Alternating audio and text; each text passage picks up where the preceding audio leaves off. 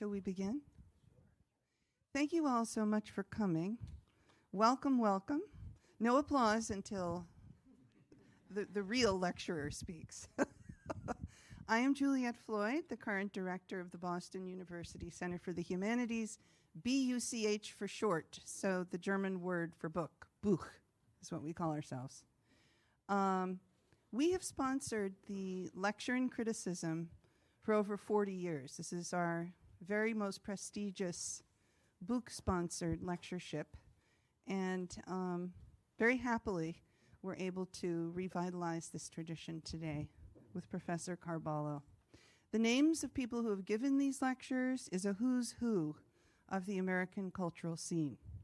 Carol Jacobs, Richard Gilman, Rebecca West, William Gass, Toril Moy, Sharon Cameron, Slavoj Zizek, Martha Nussbaum, W.J.T. Mitchell, Malcolm Bradbury, Gayatri Spivak, Stanley Cavell, Tia Miles. I could go on and on and on. And we have 2 alumni of the Lecture in Criticism, 3 of us, I guess, here today from BU. BU has supported this culture of criticism in the best and highest sense for a long time, and Lord knows we need that culture to be redeveloped and refounded in the United States. Without criticism, democracy cannot endure.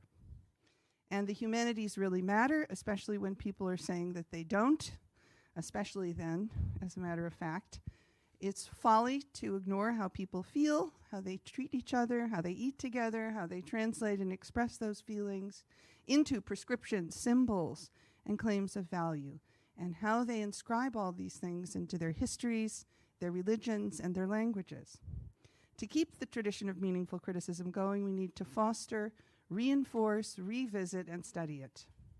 The humanities is a matter of research, as I think you will see today. I refuse to surrender that word to the sciences alone. There are really things to know in the humanities.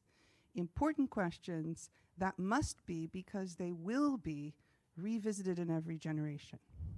Since we humans are the practitioners and the objects of study, bringing our own lenses to the table, we must dare to know ourselves as we exist in the earth over time, materially and spiritually. The BU Center for the Humanities hosts 2 lectures in criticism each year. One of them is an in-house senior faculty member, and one is a scholar from outside of BU. And tonight we're grateful to welcome Professor David Carballo, Professor of Archaeology, Anthropology, and Latin American Studies here at BU, who has also, amazingly, given his productivity, served as Assistant Provost of General Education at BU and Chair of the BU Hub Council. We'll have a drink afterwards and you'll explain to me how you survived that. Before I describe his many contributions, I would like to mention that on March 26th, 2026, I would like you to hold that date if you can. We will be hosting our external lecture in criticism. Susan Stewart, who is a poet and a literary critic, who is the Avalon Foundation University Professor of the Humanities and Professor of English at Princeton. Professor Stewart, like Professor Carballo, writes about ruins, a very timely topic in this time of ruination. Her lecture in criticism will be folded into our spring forum, the annual conference events that we put on cross-school and interdisciplinarily at BU. And the theme in the spring will be that of pedestrian space, a notion with many very different senses: philosophical, architectural, artistic, literary theoretic, design theoretic. Tonight we have Professor Carballo, and in March we will host speakers enlarging the fields to philosophy, criticism, politics, art, and architectural history, with scholars coming from everywhere around the world: Finland, Colombia, Mexico. So it'll be an international, the Jordan, the Netherlands, it'll be an international event. Every day on our campus, we are walkers in the city, to use Alfred Kaysen's good phrase. We permeate multiple spaces involving many different everyday activities, from eating to conversing to strolling to thinking about the archaeology under our feet, the site of our university, many such things. So, I'm also here to report that this notion of pedestrian space, I'm happy to hear, has stimulated partly the president's initiative on the arts at BU, the idea of strewing artworks across our pedestrian space and having humanities events around those art installations. So I hope that that will carry forward. But this evening, we have Professor Carballo. He received an MA and a PhD degrees at UCLA in archaeology after graduating with honors in political science from Colgate University. He's been a visiting scholar at the Rockefeller Center for Latin American Studies at Harvard and the Center for U.S.-Mexican Studies at UC San Diego. He's authored or co-authored over 90 essays, articles, and research reports, as well as 3 books: Obsidian and the Teotihuacan State, Weaponry and Ritual Production in the Moon Pyramid. That's bilingually in Spanish in 2011. Urbanization and Religion in the Ancient Central Mexico, that's from 2016. And Collision of Worlds, A Deep History of the Fall of Aztec Mexico and the Forging of New Spain, from 2020. He's a remarkable collaborator across fields of anthropology, archaeology, and history, and he's also co-edited 3 more volumes and is currently co-authoring with Gary M. Feynman a book entitled Collective Action and the Reframing of Early Mesoamerica. Utilizing all the various fields he's mastered along the way, he's garnered research support, not only for his own writings, but for public engagement with the present, receiving a seed grant for K-12 initiatives in Teotihuacan, Mexico, while serving at the same time as a kind of research diplomat with academic colleagues in Latin America, and regularly contributing articles and podcasts for published outreach.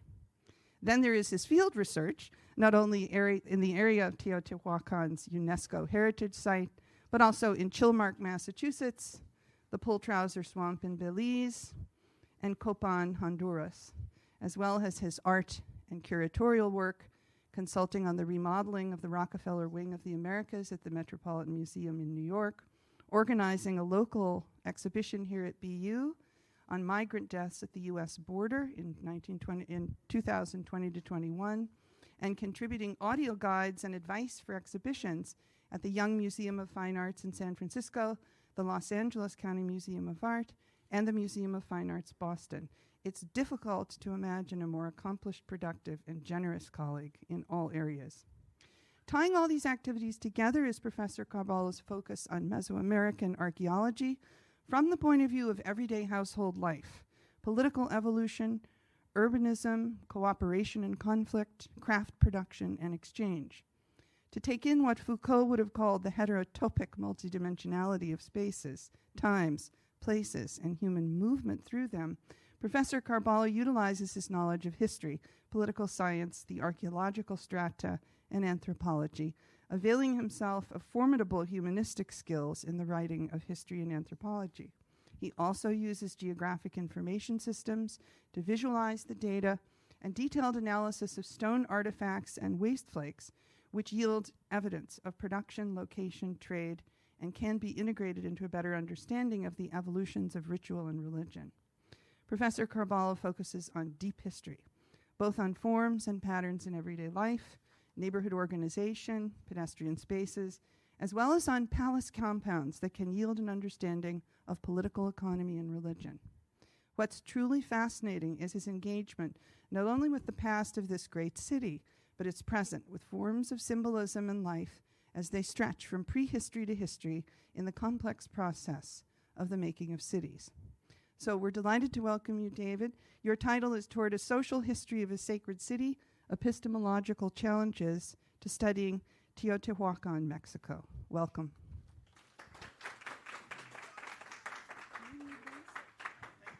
Set. Yeah, there it is. Okay, great. Yeah, great. Well, thank you, Juliet, for that kind introduction. Thank you, Susan, who nominated me to be up here today after having visited Teotihuacan. Thanks to all of you for coming. It seems like now more than ever is a time where the humanities and historical social sciences are under siege. And what I sort of wanted to do today was to look under the hood at how we interpret a place like this and diverse lines of evidence and also draw on your own knowledge of the disciplines you come from and try to have some interdisciplinary understanding for thinking through these questions. So I'm very grateful to BUCH. One of the books that Juliet mentioned, The Urbanization and Religion in Ancient Central Mexico, I did while a junior fellow at BUCH when James Wynn was the director. And I'm just currently finishing a book on this place, Teotihuacan, which is what really guided my interest in archaeology when I was an undergrad 30 years ago and a political science major, which I graduated with that degree, but visiting this place really changed my world and my direction. So what I wanted to do then is also think of this place as both of having two sides to it. It is certainly a sacred city. It was a sacred city to the later Aztecs who inhabited this area about 500 years ago or so, to contemporary peoples who live in the region today as well, but also during the apogee of this city, of the first 5 or so centuries of our era. It was seen as a place of creation and a place of world renewal, as a pilgrimage site that people arrive to from great distances, that we'll see in a bit. And so the pyramids are often framed as one of the most important things. This is the Pyramid of the Moon, or Pirámide de la Luna. This lovely girl in front of us, name is Luna, and she's going to visit it very soon, I heard. So that's her pyramid right there. And so that's part of the sacred city. We also have glimpses of life as lived through the architecture and imagery of the city. So that this was a painted city, and this mural tradition was very important, but it's often conveying these religious cosmogenic scenes. Occasionally we get little glimpses like this one over here, where you might be able to make out some people farming plants. There's irrigated fields. There's someone with pottery vessels of the type that they used in the city in front of them. So occasionally we get those glimpses, but through archaeology we also come to understand this as a lived city. So one of the challenges we have is this time depth in central Mexico and the disconnect between what are some of our best textual sources on indigenous peoples of the area, which come from the sort of late Aztec into early colonial period of only about 500 years ago or so, whereas then we try to also understand earlier civilizations that clearly had these connections in different ways. And so the project that created all these texts of the colonial period, of course, occurred in a system of violence and exploitation and forced conversion to a new faith. But along with that, there were some efforts on part of different mendicant groups to learn about the cultures and to engage in a trilingual discourse where Nahuatl-speaking scribes, like you see on the bottom left, a group of about a dozen or so of them, worked in the right next to the church that you see right above it, with a friar named Bernardino de Sahagún, who's sometimes called the first anthropologist or first ethnographer of the Americas. That might be overselling his case, but he co-created with these native tlacuilos or scribes this very impressive 12-volume document detailing life in the Aztec world. It was organized like a medieval encyclopedia of the time, so it starts out with creation and deities and rituals and works its way down to people and the natural world and other things.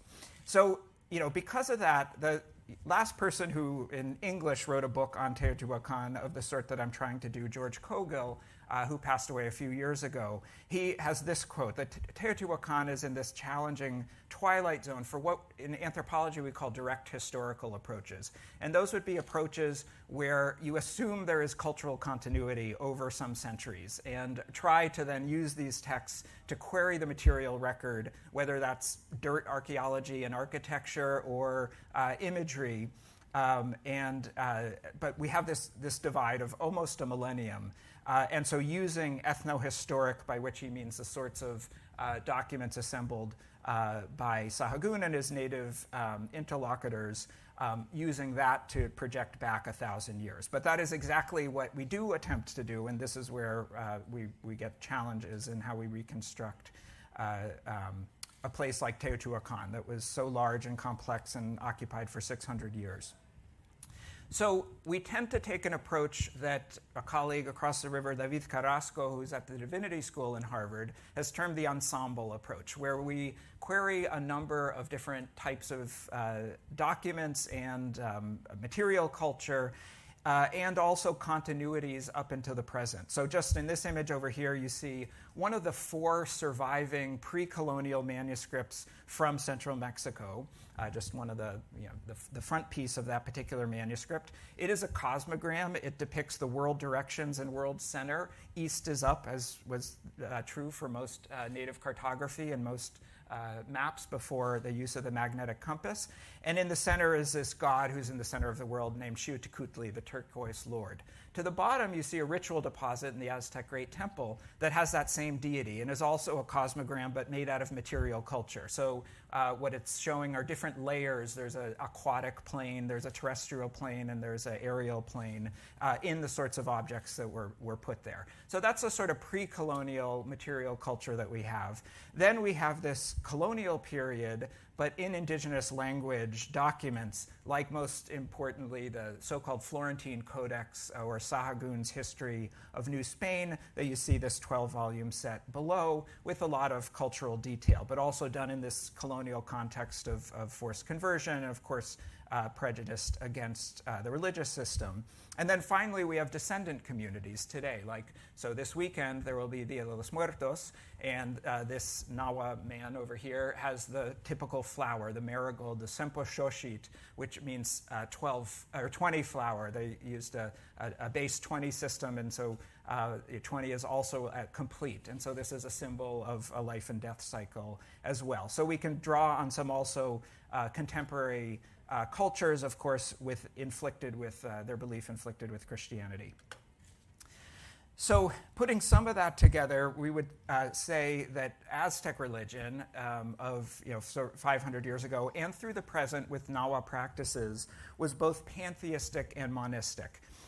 So it is pantheistic in creation itself being the divine principle. So there is no creator God that exists outside of creation and creates it. Rather, the gods created the world, the eras of time, and then humans co-create with divinities the regeneration of the cosmic order. It's monistic in that there is one essential divine essence that flows through things and people and things we might gloss as natural, like caves and mountains and animal essences of powerful people, that's called Teot. And Teot, that's the first suffix of the city that I'm talking about, Teotihuacan. So the Mexica Aztecs gave it that city. It's often translated as place where one becomes a god. So Teot is often translated as God, but actually it has a much broader semantic field than just God, and is part of the reason why there's a misunderstanding that when Cortez came, that Moctezuma and other Mexica viewed him as a god. It can also be used as an honorific or a powerful individual as well. So these sacred energies are sacred essences that flow through things. There's also a strong principle of dualism and opposed but complementary dualisms that can be generative and create the world. So one perfect example up on top is that sort of one of the highest divinities is seen as two God, Ometeot, that has dual gendered aspects of two lady and two lord, and they were the ultimate sort of creator entities. And then sometimes there'll be creator gods like on the bottom left who are antagonistic to each other and representing different forces. Other times there's this gender division, like the two statues over there, the storm god and the goddess of terrestrial waters that are paired. And then finally, just to illustrate that some of these beliefs continue into the present, ethnographers like Alan and Pamela Sandstrom, who study contemporary Nahua communities in Mexico, they were interested in what you see over here in the bottom right, of making these santitos, or little saint images, that are representing different Catholic saints, but they are inflicted with pre-Hispanic beliefs, like Saint Michael also being associated with attributes of the storm god and being related to rains and fertility. And as they're cutting out all these different paper effigies, the Sandstroms asked, well, how is this one different than this one, or what's the name of this one? And the interlocutor said, it doesn't matter, it's all one thing. So that's the monistic perspective on on the world and on the cosmos.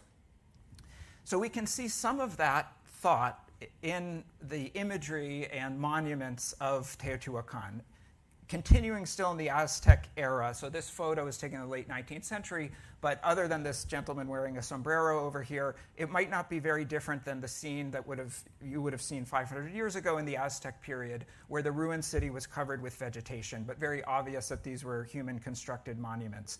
We have colonial period documents that show us Teotihuacan as this place of the origins of the fifth sun. So for instance, on the left you have these two pyramids with the sun emerging.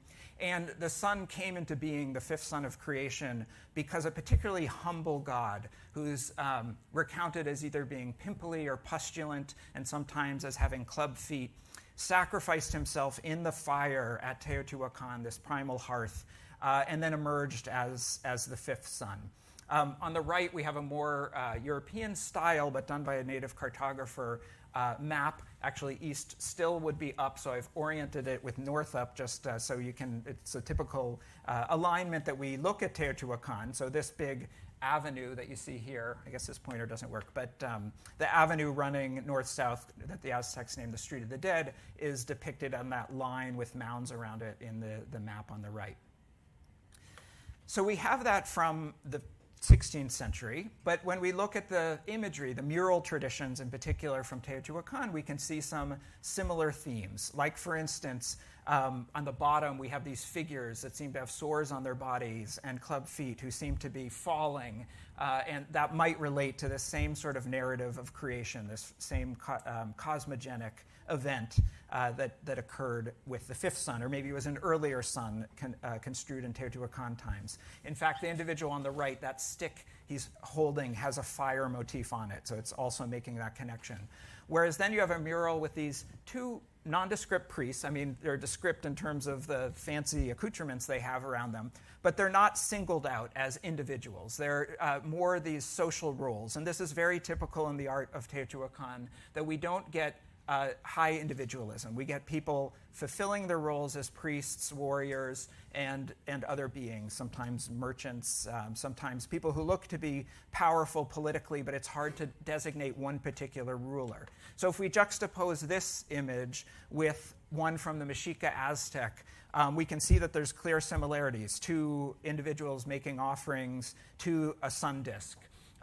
But there's also significant differences. On the Aztec image or Mexica image to the bottom, there's the patron god Huitzilopochtli to the left, and the Emperor Moctezuma, who's singled out by his hieroglyph right by his forehead, letting us know who that is. So in this case, we have a clear image of who the ruler is, and not only that, he's on equal footing as this important deity. We don't get any of that in the art of Teotihuacan, so there's a significant difference between the two cultures. This, of course, is the same sun that for the Mexica, probably their most famous monument is known as the Aztec Sunstone. That's illustrating the 5 eras of creation. So the central image is the fifth sun, and the hieroglyphs of the 4 previous suns are around it in the inner circle, and other imagery related to this same myth of creation.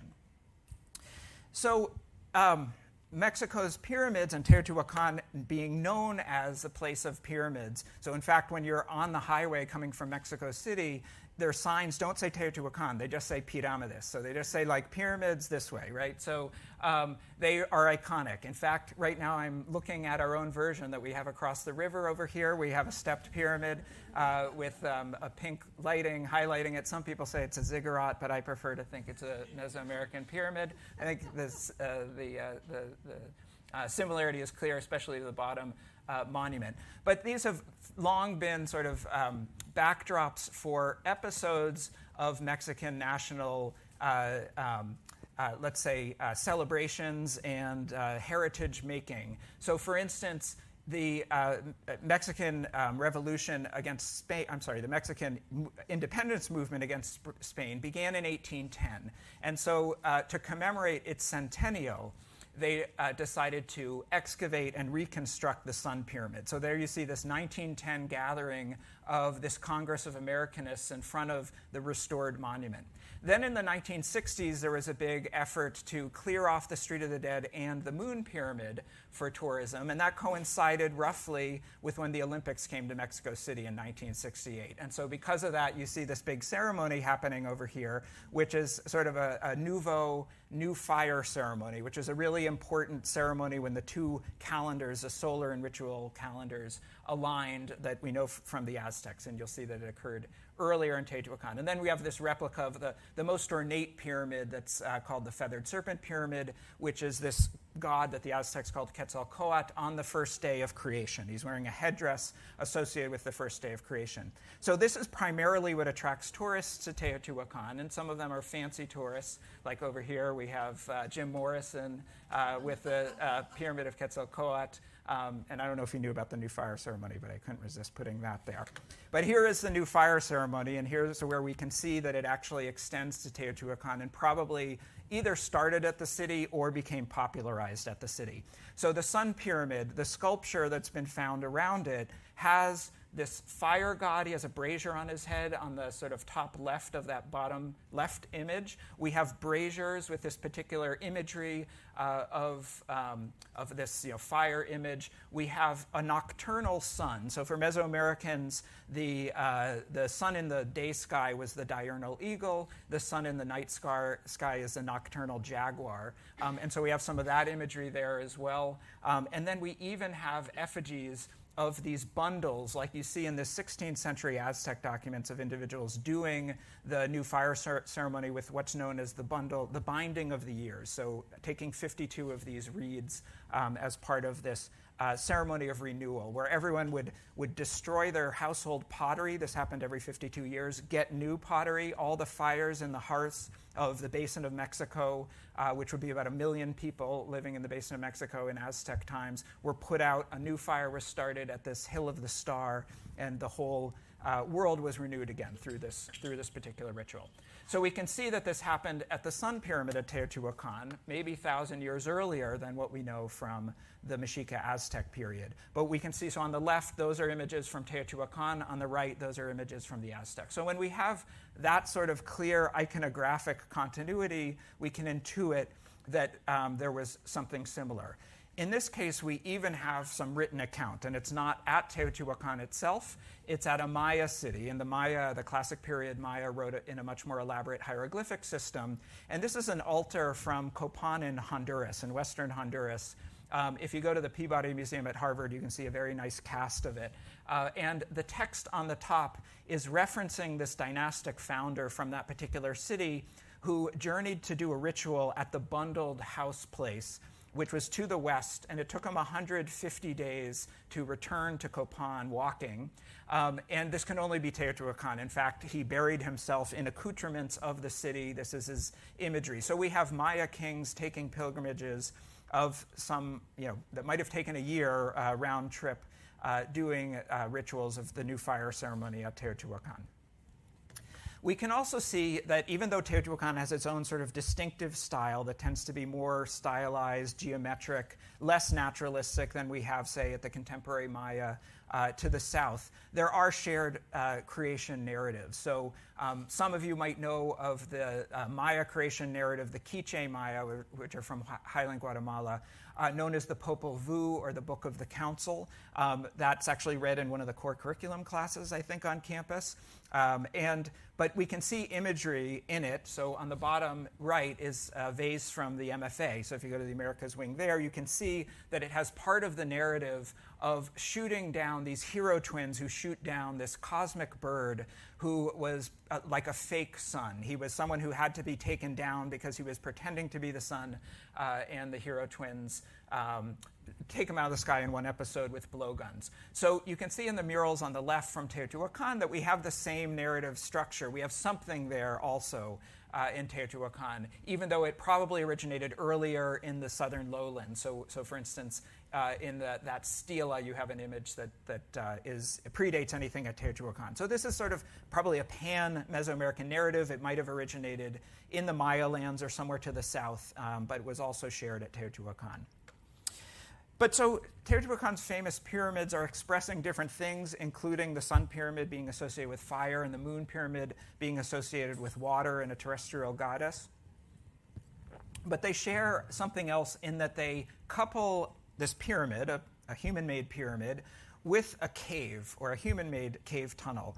And two of these have been excavated, but we now know there's probably something underneath the moon pyramid as well that has not yet been excavated. The tunnel under the sun pyramid was looted in antiquity, but the one under the feathered serpent pyramid, our colleague Sergio Gomez and team over the last 10 years has excavated that and found just this extremely elaborate offering full of things from about the 1st century to the 3rd century of our era. So it was there were multiple offering episodes and re-entries into this tunnel that would have been seen as a place of creation, very consistent with Mesoamerican religion. You can also see that there's a predecessor writing system at Teotihuacan that was used very sparsely to the Aztec writing system. And some of you may have seen, and if you did not see it, please check it out. Just yesterday in the New York Times, there was an article about recent efforts to try to decipher the Teotihuacan writing system. And so I'm pleased that this article got a little press there. It's going to be a debate that we will continue to have for some time, but these two scholars out of the University of Copenhagen propose that the hieroglyphs can be read in a southern Uto-Aztecan language. So Uto-Aztecan is the biggest, in terms of area, language family of the early Americas. As it would suggest, it spans from Utah down to Nicaragua, where some Aztec peoples made it. And this would have been an early precursor, what they're calling a Proto-Nahua Cora-Huichol language, that they can, through some homophones, read some of the glyphs. But we have a tiny corpus. But at least it is showing that there could be some continuity in some Uto-Aztecan populations in the city. But we also know that there were populations from Otopomi languages, which are local to the area in central Mexico, plus there were ethnic migrants from the Maya area, the Zapotecs, the Gulf Coast, and West Mexico. There could have been 5 to 6 different languages spoken in the city, but the hieroglyphs seem to be in this one particular language, potentially, based on this new proposal. But you can see that glyphs sometimes can be used sparsely, and other times are part of bigger images. So what you're looking at the bottom, there's a cave that is a source of water. It's always seen as a source of water linked to the underworld, creating this water mountain that people are frolicking around and swimming in. And this is sort of like a Teotihuacano vision of a utopia, that this would be, if everything is going right, the register above this has 2 priests making offerings to some divinity. So as long as those priests are doing what they should be doing and keeping things going, then good things will follow. In this semi-arid environment, the waters will come. So for some more complex scenes, you can see, like, for instance, sometimes that mountain glyph can just have an affix of a star, meaning Star Mountain. That happens to be the mountain where the new fire ceremony was conducted among the Aztecs. That cave glyph has a lot of components to it that people would try to sort out, a lot of affixes to the particular cave. And this bottom register is from a mural that has a mountain sign with these obsidian knives coming out of it. And so we know from the Aztec period that would be something like an Ixtepet, like an obsidian hill. And the main obsidian source for Teotihuacan is known in Spanish as Cerro de las Navajas, meaning like hill of the knives. So it seems like we have some strong continuities in toponyms, at least, and maybe in some titles and some other elements, and also the calendrical system. So all that is wonderful, and I hope you go visit Teotihuacan to see the pyramids. But if you're also there, what I'd really recommend you do is check out some of the apartment compounds, which are often neglected, but this is what really makes the city unique. And this is where I will pivot to the city as a live city rather than a sacred city. So Teotihuacan is a unique place because it was the only city of the pre-modern world of this magnitude, of over 100,000 people, where almost everybody lived in multifamily apartments. And so that's not, so for instance, in Rome, and this is Rome and Teotihuacan, roughly contemporaries, drawn to scale. And so you can see that the urban footprint of Teotihuacan is almost as large as that of Imperial Rome. Rome had more people because it had multi-story living, where Teotihuacanos had sort of ranch-style living like you see over there. But in Rome, the apartments were insulae. About a quarter of the population resided in them, and they were lower status housing, especially if you lived on the upper floors, where they were fire hazards, you had no water, compared to apartment compounds of Teotihuacan, which are relatively comfortable and housed over 90%, we think, of the population. So this is really something that I would recommend seeing. Here's me playing with my iPad photogrammetry, giving you an idea of some of the space of one of these. There's this organization around courtyards and impluvia. You can see these lower registers where the murals are. So about the first, maybe a meter of the walls will preserve, and where there's preserved murals will usually be the penultimate construction phase, because the others have weathered away over time, and we're left with this. We do see some earlier precedents for this sort of living, but it is unique to Teotihuacan. So there are earlier people resided around patios. A patio group is a coherent concept. In fact, one of the terms that we might translate as family in Nahuatl is those who share a patio. You also see this more orthogonal block-like living in some of the bigger cities, but to put this together into one big multifamily apartment was a new sort of experiment in living, and a former Columbia art historian subtitled her book on Teotihuacan that, so I put that there. So any apartment compound might have housed the smallest one, maybe only 20 to 30 people, the largest something like 200 people, averaging something about like 60 people in each of them. This is a semi-arid environment, and the whole city was mapped in the 1960s, so we have a good idea that there were some 2,000 to 2,300 of these throughout the city, so you can play with the math and population estimates. They clearly had different craft functions associated with them. Some of them had immigrants. We know that there was continued immigration to the city, and these were multi-ethnic spaces, particularly on the periphery of the city. And when we do things like archaeologists like to do, of estimate what the labor would be to build all these buildings, and here I'm drawing on some estimates of a colleague, Tatsuya Murakami, who's at Tulane.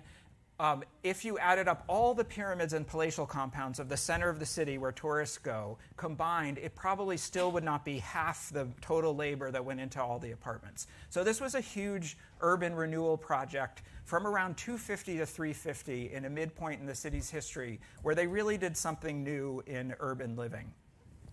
So we've been investigating that on the south of the city in a place called Tlahinga. It's about a square kilometer in area. And to orient students and others, and I should also say this is a collaborative project with researchers from Mexico's National University, UNAM. Some of them are specialists in doing geophysical techniques. Like you see over that, they're passing a georadar over the surface. But just to orient us, I've taken our fair city of Boston, a Google Earth image, and to scale overlaid the Teotihuacan urban map.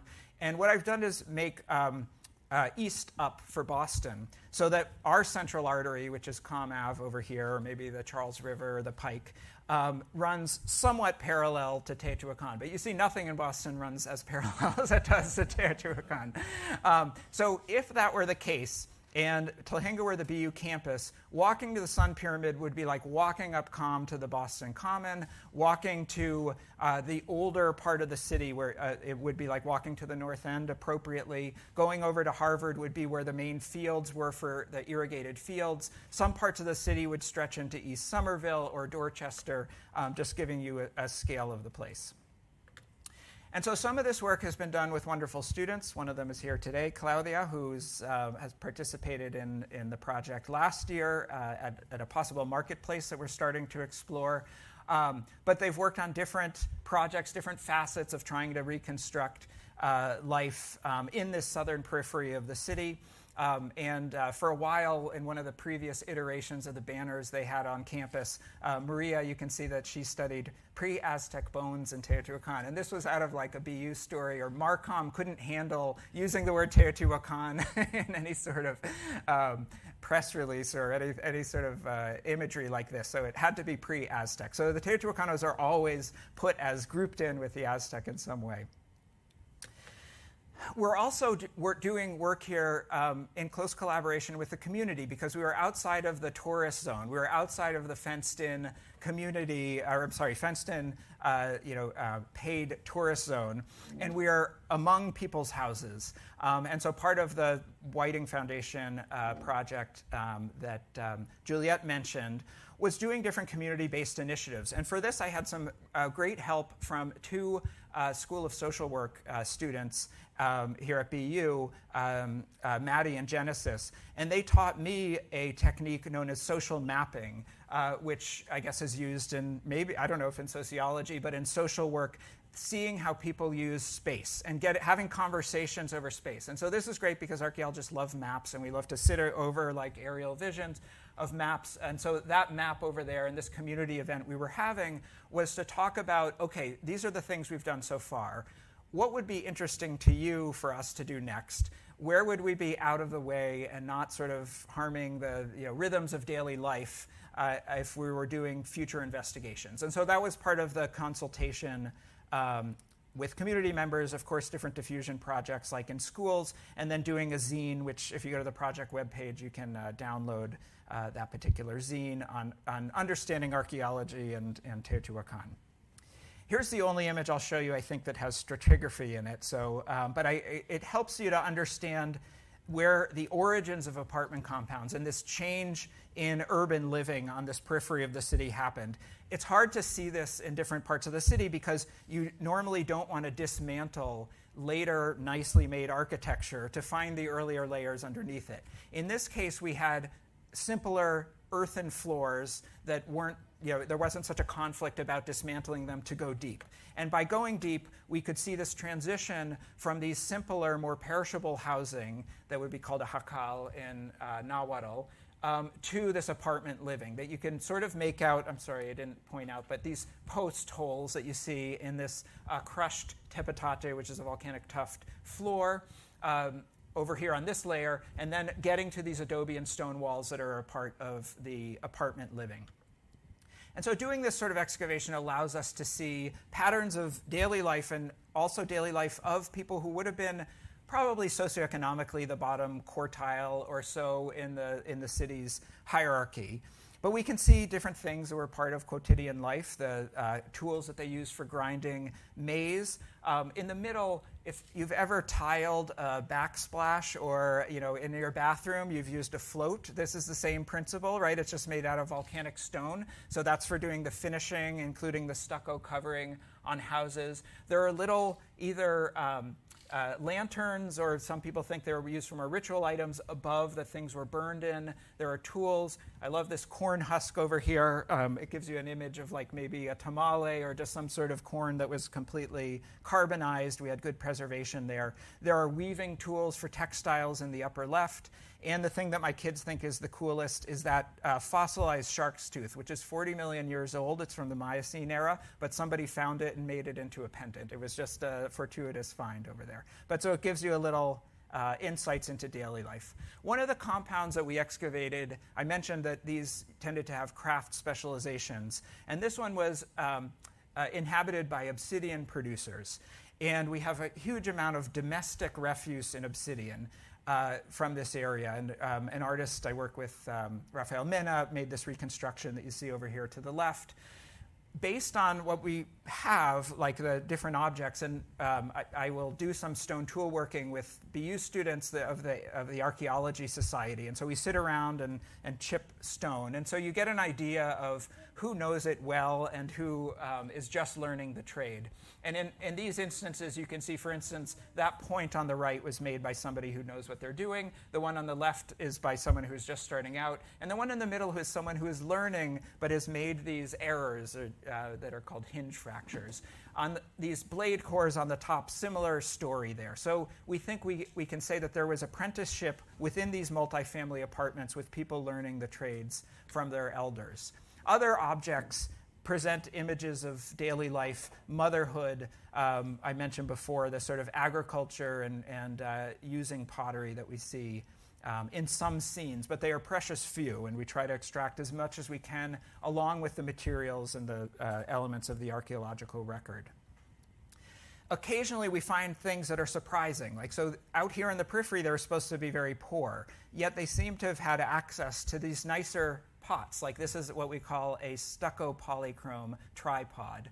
And in this case, the tripod, it might be a little hard to see, it's a little blurred out. But right in the center, there's a patch of stucco that we didn't do. The ancient inhabitants of this compound, this obsidian workers compound at Tlahinga, patched it up. So I love just the little story this tells of a family that through their obsidian trade had access to some nicer things, but they also took care of them, right? And they fixed them up.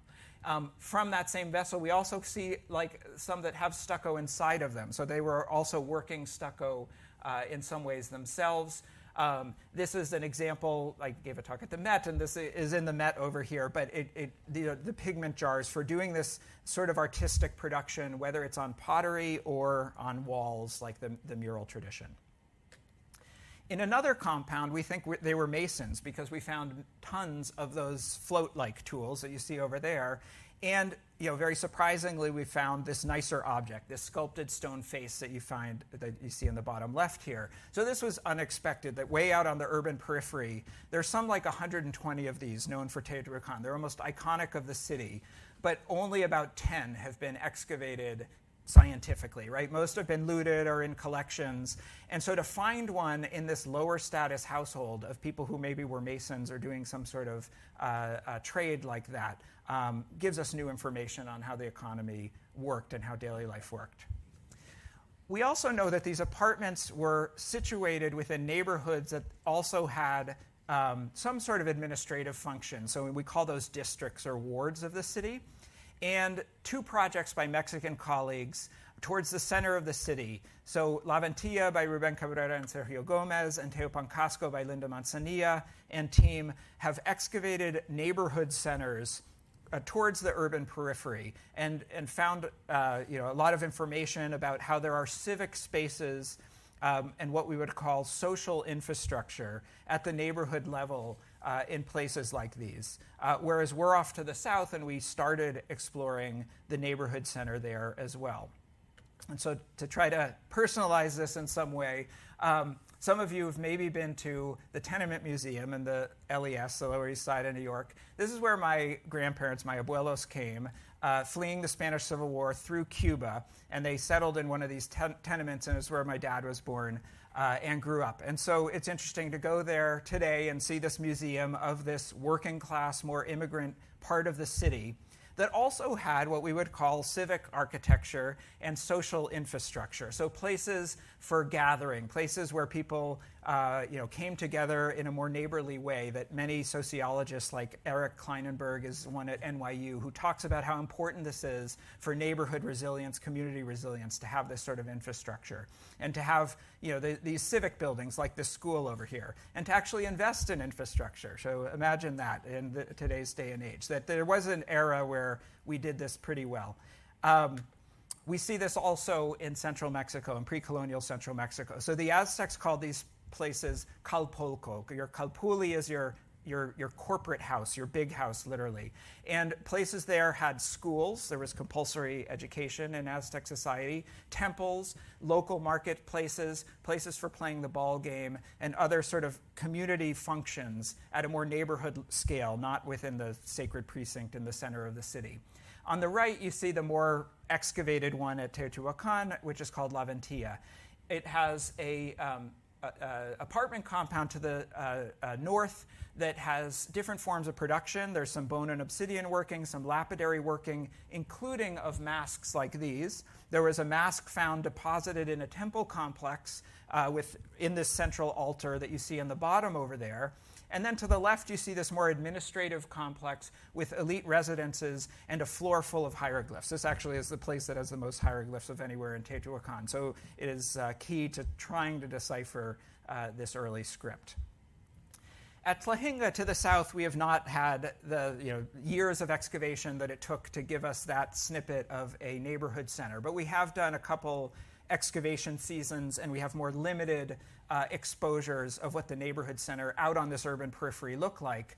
And surprisingly, I guess I didn't mention it when I was showing the apartment compounds, but the apartments in Tlahinga, they're relatively nicely made, but they didn't have any plaster and mural covering compared to in the center of the city where they're all decorated and decked out. But in the neighborhood center, their buildings are more elaborate and have murals on them. So these special neighborhood or district centers were more elaborately built, more decorated. They had ritual functions. They had imported items. Some of that shell is spondylus shell from the Pacific. There's different iron ore beads. There are ritual braziers inside this patio of the old god of fire and a type called a composite censer. So here, working with that same artist, Rafael Mina, we give a snippet of what we think the urban periphery of Teotihuacan would have looked like, this interpretive illustration based on our excavations. So the apartments are these earthen hues because they're not covered in this nice lime stucco. But there was this continuation of the central axis of the city known as the Street of the Dead all the way running to the south. So trying to keep this grid in place, trying to keep this area of later urban sprawl connected to the center of the city. And then these central buildings of the district center or the neighborhood center are elaborately treated. They wouldn't be out of place in the center of the city. So that's where you had your more civic space in this working class barrio of the city. And interestingly, so some of these murals express different themes. One seems more related to religious temple themes, but one building has imagery that's associated with sacred war and the flowery afterlife, something else that we know from Mexica Aztec society. So the souls of dead warriors and actually women who went into childbirth, who died in childbirth, and sacrifices got to a better afterworld. They were reincarnated as birds and butterflies, sipping nectar from flowers for the rest of their lives. And we have that imagery, that sort of imagery, very partial, these are fragmentary murals, related to warriors, the flowery afterlife, and right across the way, the people who are making obsidian were capable of making weapons. So this seems to be a model that would be somewhat similar to what we know in the neighborhood centers in Aztec cities, where there was military training. There would be schools that would provide some civic training and military training that then would be conscripted into the main state armies.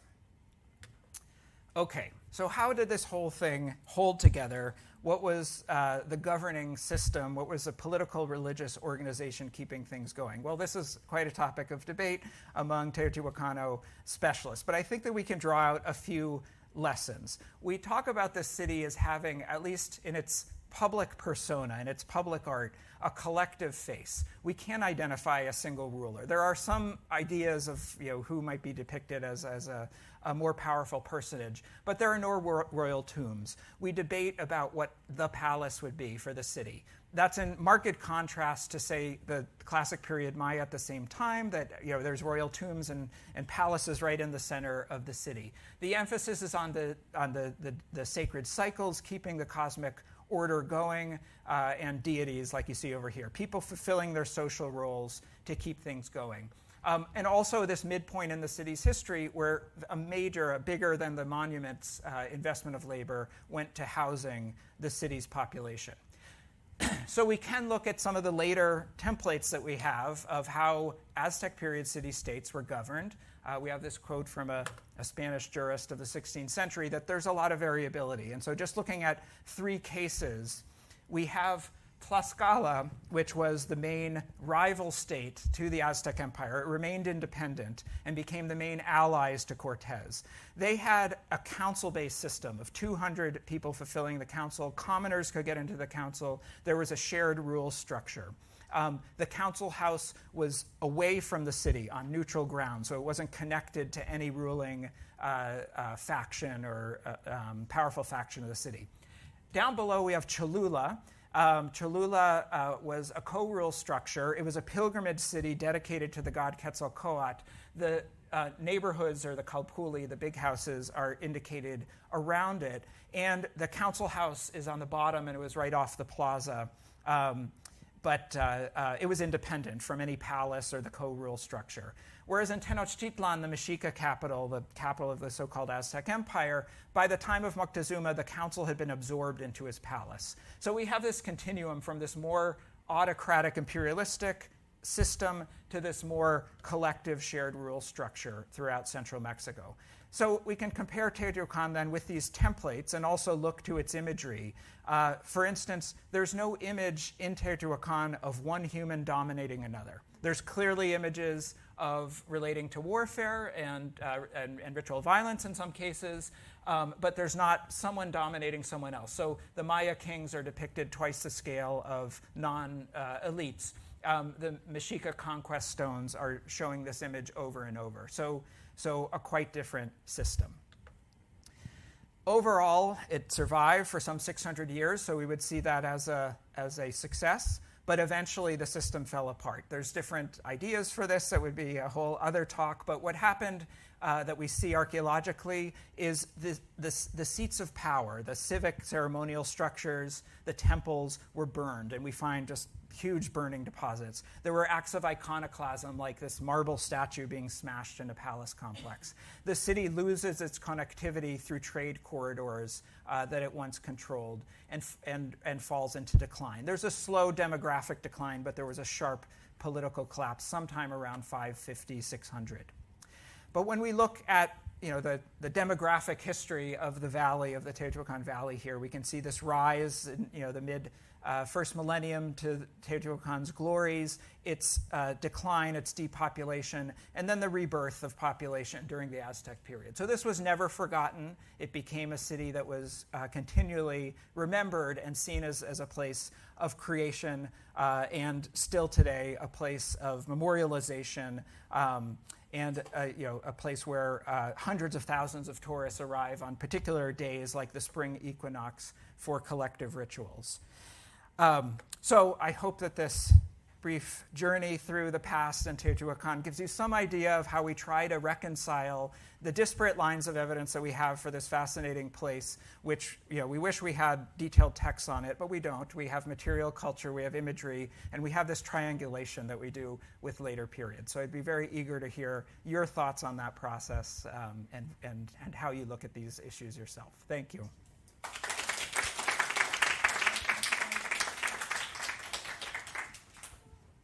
All right, we have time for a few questions. Would anybody like to go first?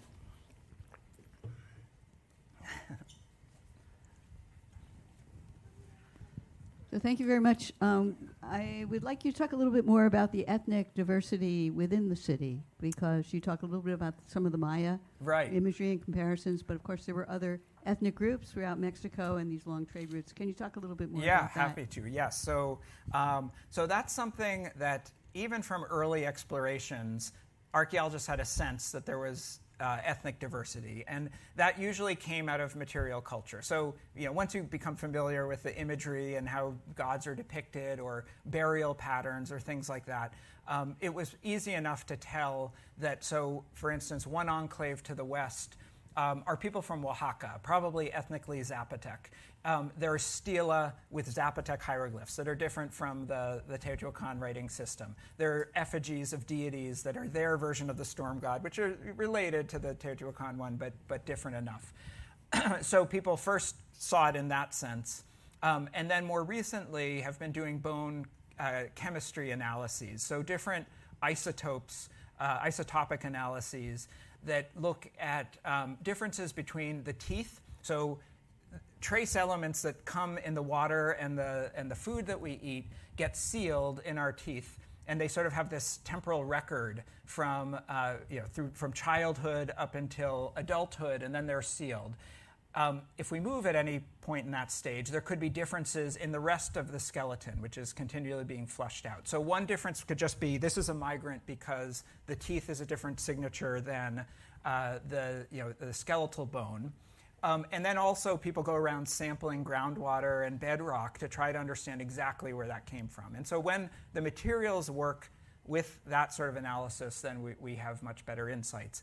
But in general, we think at any given time in Teotihuacan's history, a quarter of the city had been born somewhere else and came from somewhere else. And that includes ethnic Zapotecs or others from Oaxaca, people from the Gulf who might have been Totonac speakers, Maya, which now I was part of a project in a palatial compound where there are Maya-style murals and other material culture And very fascinatingly, they were destroyed. The murals were destroyed and buried at a date when then we see Teotihuacanos doing a military incursion into Tikal and other Maya cities. And so there seems to have been diplomatic relations that went sour between Teotihuacan and these Maya kingdoms.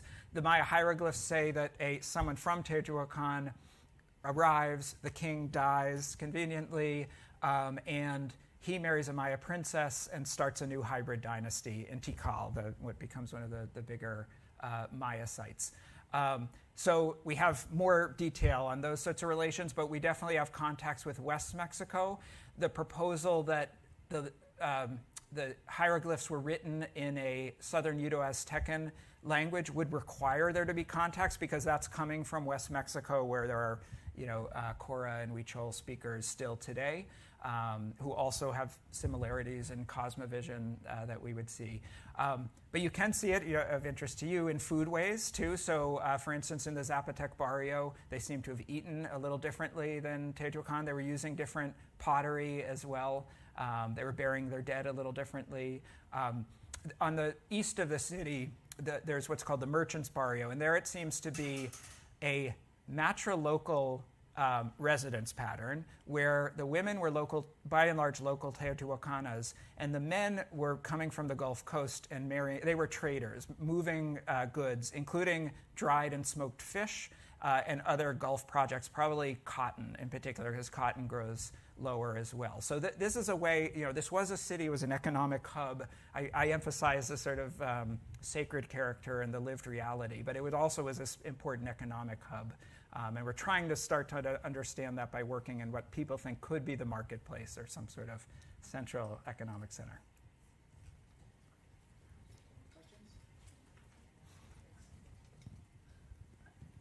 I'm just interested in hearing more about how long this sort of systematic study of this place has been going on, and maybe, it's probably would take too long, but if you could just talk a bit about the trends of analysis that have followed the material discoveries. My understanding is that there's still things being discovered, more evidence. You mentioned places that have been excavated but haven't been completely explored yet. Right, yeah. And so I guess I'm just wondering how your questions and even theories have changed over time in relation to these discoveries. It's probably too big to attack, but it seems really interesting to me. I don't even know, for instance, how long this kind of, what investigation process are you part of right now? How long has this been going on? How many decades? And what are some of the major twists and turns in that investigation? That's sort of maybe one simple way of putting the question. Yeah. So we can say that archaeology at Teotihuacan starts with the Aztecs. The Mexica were actually going to the city, excavating things, and offering them in their Temple Mayor, their main sort of temple. But this was, a more sort of act of veneration, that they were drawing power and sacred essences from this city. Then, of course, there's centuries of explorers doing little projects. Really, it starts in the late 19th century with some Mexican nation building under Porfirio Diaz, who is this president dictator type, and that starts seeing more excavations. Then there's the revolution, and a really systematic, actually a huge figure is Manuel Gamio. He studied with Franz Boas at Columbia, who was sort of birthing what is known as four-field anthropology, so doing archaeology, cultural anthropology, biological, and linguistics. And Gamio published a 2-volume set with all facets of that early 20th century type anthropology. So that was a more holistic understanding. But then traditionally archaeologists have, in the earlier era, the Indiana Jones era, let's say, focused on the temples and tombs, right?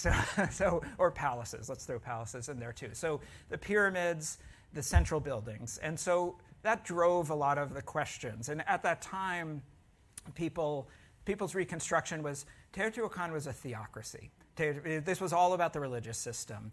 And then later, it gets more militaristic, and the Aztecs are militaristic and commercialized. They have markets and things like that. But the Teotihuacanos have a redistributive system, and it's based on this, on religion.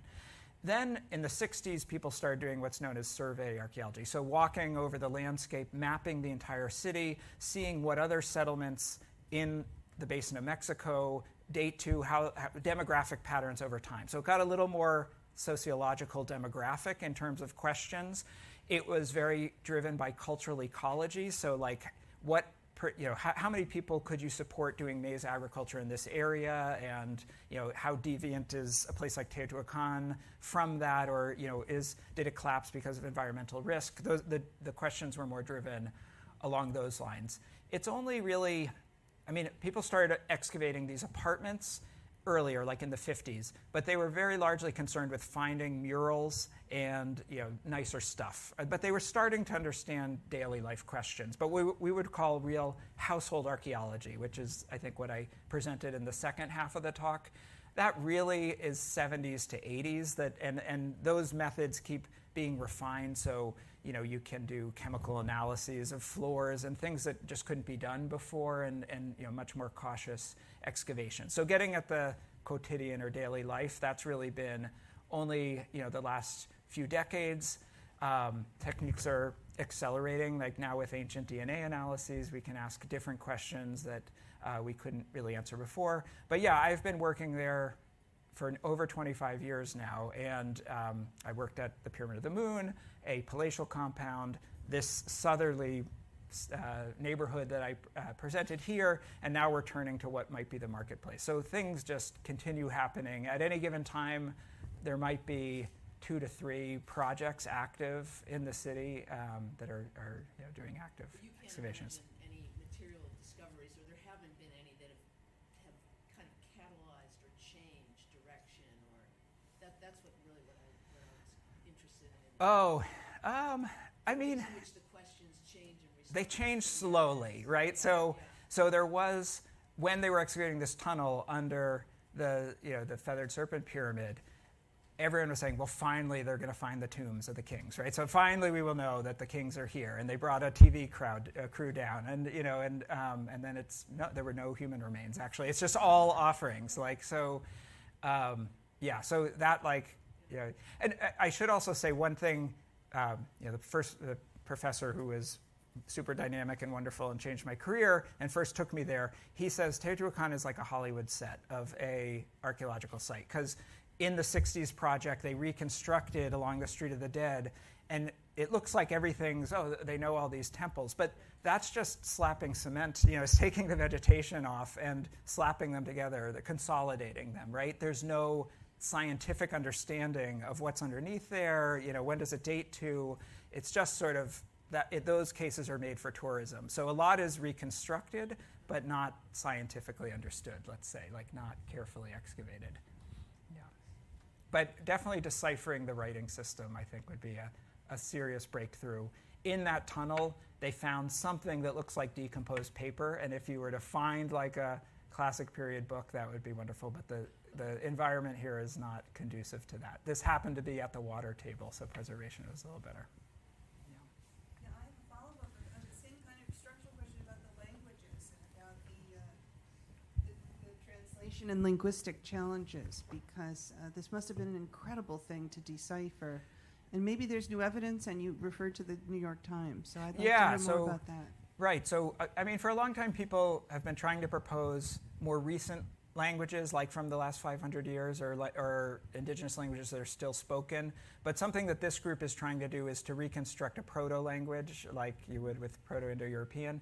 And so obviously, in 1,000 years, when you don't have a strong textual tradition, there's going to be huge linguistic drift. So compare English to today to Beowulf English, and that's with texts linking those 1,000 years. But imagine it's largely an oral tradition rendered in these more sparsely used pictographic glyphs, and you have to imagine a lot of drift there. So they're looking for, in particular, homophones. So Mesoamerican writing systems are logosyllabic. So there's an image that might be the image, but then they can be phonetic complements around the image to reinforce it. And then when you have these homophones, so it could be read phonetically, something that looks like it's not appropriate to that particular logogram, then if you can sort of reconstruct it in a proto-language, it would reinforce that that was the proto-language that was used, yeah. So another thought, though, that I would still, I think, stand by is, even if this was written in this particular Southern U.S. Tekken language, there were 5 languages spoken there, and so I think there was an effort made to be highly legible, and there was, and in everything. So, to contrast this with the classic period Maya, writing copiously, it's mostly about dynasties and sort of esoteric religious knowledge, and often it's small. Often it's in the lintels going into a temple. It's often can be hidden, where Teotihuacan it was in your face. Like they wanted, and that's true with dates and calendrical elements. They wanted it to be open access and highly legible. So that causes problems in deciphering it because it's a smaller subset. Yeah. Thanks. I really enjoyed the talk and learned a lot. I just wanted to ask a question related to your subtitle, Epistemological Challenges, thinking about terminology and conceptualization. Can you say a little bit about kind of the opportunities and perhaps limitations of using words like apartment. And civic and urban renewal, and what it means to use these terms from modern and urban how studies or it something. Both illuminates, but also might obscure or misrepresent. Yeah. Not just some aspects of the physical remains, but also about the society and its politics. Right.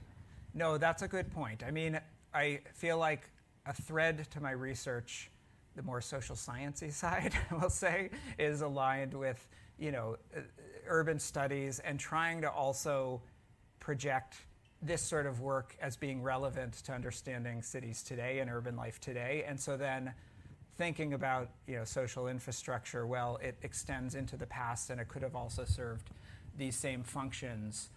I think as part of my motivation for using those terms, right now I'm teaching a class called Archaeology of Cities, and it's completely built around, like trying to introduce students to these urban principles, but then bringing it back to Mesopotamia and Rome and Teotihuacan and other places. But I do think, yes, I understand what you're saying, that, the issue is for a long time, people have imposed just the know-it-all terms. So I could do that. I could say, these aren't our apartments, they're kalpuli, they're big houses, right? That's the way that would be the sort of the Nawa view probably of this space. The civic spaces are kalpolko, they're the gathering places of the kalpuli, right? So, but I would be using this language from 1,000 years later to try to justify those. So I do try to, in some of my publications, will try to provide a glossary of this. These are the know-it-all terms. These are the indigenous understandings here. But we're talking about 1,000 years earlier, and I'm trying to thread this needle of having more, sort of emic cultural understanding, and then also, what an analyst of a city, like an edX an analysis of a city might do. But thanks for that. Yeah, I appreciate it.